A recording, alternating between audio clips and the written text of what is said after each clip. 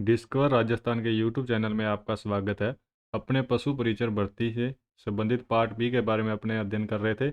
इसमें अपनों ने जो कि पहले अपने पशुओं से संबंधित सामान्य जानकारी प्राप्त कर ली थी, उसके बाद अब अपने इसमें जो अपना दूसरा टॉपिक है वो है अपना गाय की नस्ल या गाय से संबंधित है अपना दूसरा टॉपिक, जिसमें गाय की नस्ल के बारे में आज अपने अध्ययन करेंगे। और सबसे पहले अपने गाय के बारे में सामान्य जानकारी प्राप्त करेंगे। सामान्य जानकारी में अपने देखेंगे कि इनका गाय का जो है वर्गीकरण, गाय के वर्गीकरण में सबसे पहले गाय का जगत कौन सा है।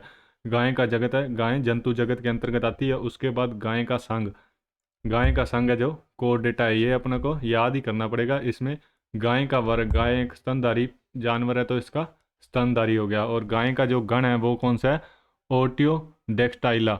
गाय का गण ओटियोडेक्टाइला। गाय की कुल है बोविडी, गाय की कुल कौन सी है, बोविडी।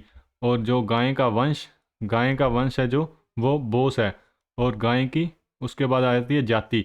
गाय की जाति, गाय भी दो तरह की होती है, एक तो विदेशी होती है और एक देसी होती है। जो देसी गाय होती है उनमें कुब्बड़ पाया जाता है और जो विदेशी गाय होती है वो बिना कुब्बड़ की होती है, इसलिए इनको दो अलग अलग बना दी। गाय की जाति दो अलग अलग होगी, एक विदेशी, विदेशी जाति में बोस टोरेस, विदेशी जाति का क्या है, बोस टोरेस। और देसी जाति है बोस इंडिकस।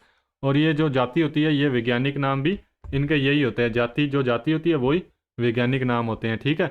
उसके बाद अपने गाय से संबंधित जो कि शब्दावली है वो अपने उसके बारे में अपने देख लेते हैं।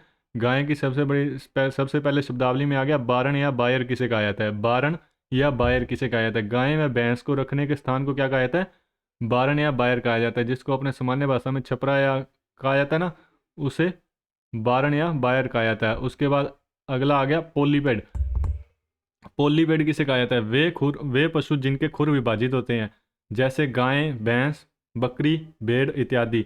जैसे आपने गाय के खुर देखे होंगे, वो दो तरह से दो साइड उनकी होती हैं, एक लेफ्ट और एक राइट, वो विभाजित होते हैं, बीच में से दो हिस्से होते हैं, उससे पोलीपेड कहा जाता है। गाय, भैंस, बकरी और भेड़ इसके अंतर्गत पोलीपेड के अंतर्गत आते हैं।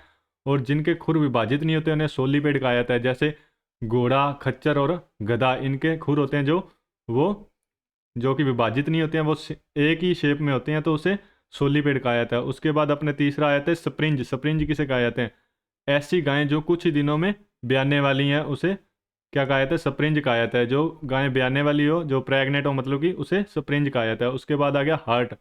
हर्ड, हर्ड किसे कहा जाता है, गायों का समूह है जो गायों का झुंड, उसे हर्ड कहा जाता है। उसके बाद अपने देखते हैं गायों में गुणसूत्र की संख्या कितनी होती है। गायों में गुणसूत्र की संख्या कितनी होती है, 60 होती है। उसके बाद कैटल किसे कहा जाता है, गाय के परिवार के सदस्य को क्या कहा जाता है, कैटल कहा जाता है। गाय के परिवार के सदस्य को कैटल कहा जाता है। उसके बाद अपने देखते हैं डोकिंग किसे कहा जाता है। अगला क्या आ गया, डोकिंग। डोकिंग कहा जाता है गाय की पूंछ को हटाना, पूंछ को काटना या हटाना, उसको क्या कहा जाता है, डोकिंग कहा जाता है, ठीक है। उसके बाद गाय में भैंस का औसत दूध काल कितना होता है। गाय में भैंस का औसत दूध काल कितना होता है, 300 दिन। 300 दिन मतलब कि 10 महीने हो गए टोटल, ठीक है। कितने महीने हो गए, 10 महीने हो गए, ठीक है, 10 मंथ होता है। गाय के कुल दांतों की संख्या आपको पहले भी बता दी थी और अब भी बता देते हैं। गाय के कुल दांत होते हैं जो 32 तो स्थायी दांत होते हैं, और अस्थायी दांतों की संख्या कितनी होती है, अस्थायी दांत 20 होते हैं। उसके बाद गाय का कैरोटीन, गाय के दूध में क्या पाया जाता है, कैरोटीन पाया जाता है, जिसके कारण गाय का दूध का रंग कितना कैसा होता है, पीला होता है, ठीक है। उसके बाद भारतीय गायों में सबसे भारी नस्ल है जो वो कांकरेज नस्ल है। कांकरेज नस्ल भारतीय गायों में सबसे भारी नस्ल है। उसके बाद आ गई जर्सी नस्ल। विश्व की सर्वाधिक दूध में वसा वाली गाय कौन सी है, जर्सी गाय है। विश्व में सर्वाधिक दूध में वसा कौन सी गाय में पाई जाती है, जर्सी गाय में पाई जाती है। उसके बाद क्या होता है, कविंग किसे कहा जाता है, कविंग किसे कहा जाता है, गाय के बच्चे ब्याने की प्रक्रिया को क्या कहा जाता है, कविंग कहा जाता है। गाय के बच्चे ब्याने की प्रक्रिया को क्या कहा जाता है, कविंग कहा जाता है।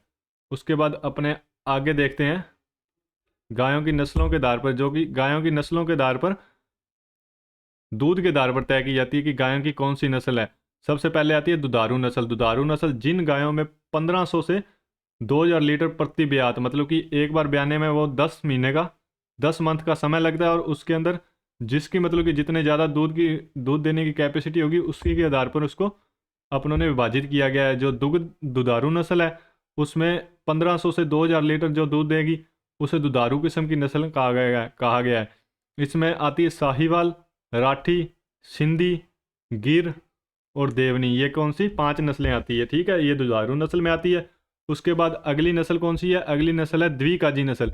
द्विकाजी नस्ल में जिन गाय मतलब कि जिनसे 2 तरह के कार्य लिए जाते हैं, जिनमें द्विकाजी नस्ल उन्हें कहा जाता है असल में जिनसे दोनों कार्य लिए जाते हैं। एक तो वो दूध देने के काम आती है और एक उनसे कोई अन्य कार्य लिया जाता है, जैसे अपने बारवाह के रूप में होती है, या खेती या हल जोतने के काम में लिया जाता है गायों को उनमें।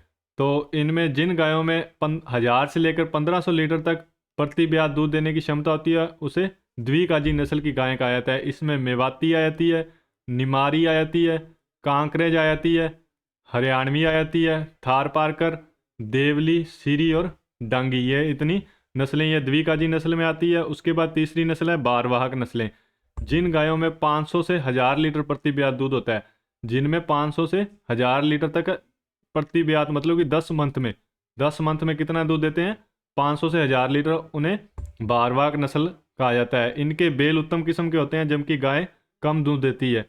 इनके बेलों के लिए इनको ज़्यादा मशहूर होते हैं ये, जैसे नागौरी बेल मशहूर है, मालवी और खिल्लारी, इनमें ये 3 नस्लें आती है। उसके बाद सबसे पहले अपने देखेंगे गिर गायें। सबसे पहले अपने क्या देखेंगे, गिर गायें। गिर गायें की जो उत्पत्ति है वो कहाँ से हुई है, गुजरात के काठियावाड़ क्षेत्र से हुई है। गिर गायें की जो उत्पत्ति है वो कहाँ से हुई है, गुजरात के काठियावाड़ क्षेत्र से हुई है। इसे गिर गायें कहा जाता है जो गुजरात के काठियावाड़ में गिर क्षेत्र से हैं। और इसमें राजस्थान में ये कहाँ पर पाई जाती है, इसका वितरण क्षेत्र है राजस्थान में अजमेर, भीलवाड़ा, ब्यावर, शाहपुरा और चित्तौड़गढ़। गिर गायें हैं जो अजमेर, भीलवाड़ा, ब्यावर, शाहपुरा और चित्तौड़गढ़ में पाई जाती है। ये अजमेर में पाई जाती है इसलिए इसे अजमेरी रेंडा और काठियावाड़ी भी कहा जाता है, क्योंकि ये गुजरात के काठियावाड़ के जंगल, काठियावाड़ व गिर वन क्षेत्र से है तो इसे काठियावाड़ी कहा जाता है। और अजमेर में ज़्यादा है इसलिए इसे अजमेरी रेंडा के नाम से भी जाना जाता है। यह एक दिन में 50 से 80 लीटर दूध देती है। जो गिर गायें हैं वो एक दिन में कितने लीटर दूध देती है, 50 से लेकर 80 लीटर तक दूध देती है। भारत की सबसे ज़्यादा दुधारू गाय मानी जाती है। जो गिर गायें हैं जो वो भारत की सबसे ज़्यादा दुधारू गाय मानी जाती है। इस गाय को ब्राज़ील को निर्यात किया गया था। इस गाय को ब्राज़ील को निर्यात किया गया था इसलिए इसे ब्राज़ील गाय भी कहा जाता है। इसलिए इसे क्या कहा जाता है, ब्राज़ील गाय भी कहा जाता है। ये देख लो, आपको गिर गाय की जो आपको ये चित्र दिया गया, इसमें इसका अपने सामान्य जानकारी, आपको सामान्य विशेषता, इसको देखकर आप बताओ कि इसमें क्या क्या सामान्य विशेषता है। इसका एक तो साधारणतः इसका लाल रंग होता है। ये कौन से रंग की होती है, इसका रंग लाल होता है। इसका रंग कैसा होता है, लाल।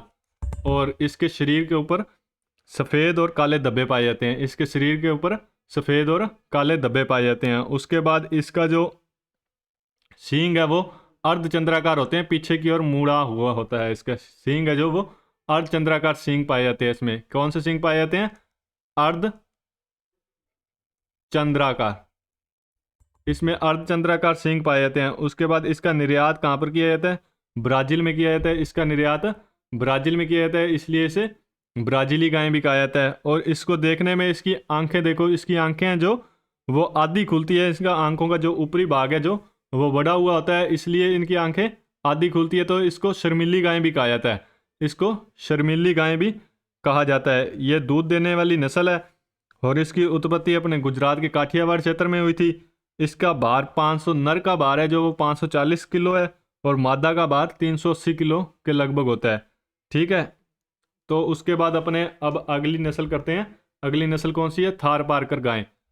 गाय की अगली नस्ल है थार पारकर। थार पारकर की उत्पत्ति कहाँ से हुई थी, थार पारकर नस्ल की गाय की उत्पत्ति हुई थी पाकिस्तान के थार पारकर जिले से, इसलिए इसका नाम थार पारकर गाय पड़ी है। और ये राजस्थान में कहाँ पर है, ये राजस्थान में पाकिस्तान के साथ जो भी जिले लगते हैं उनमें ज़्यादा पाई जाएगी, जैसे जोधपुर, जैसलमेर, बाड़मेर, बालोतरा और जोधपुर ग्रामीण में।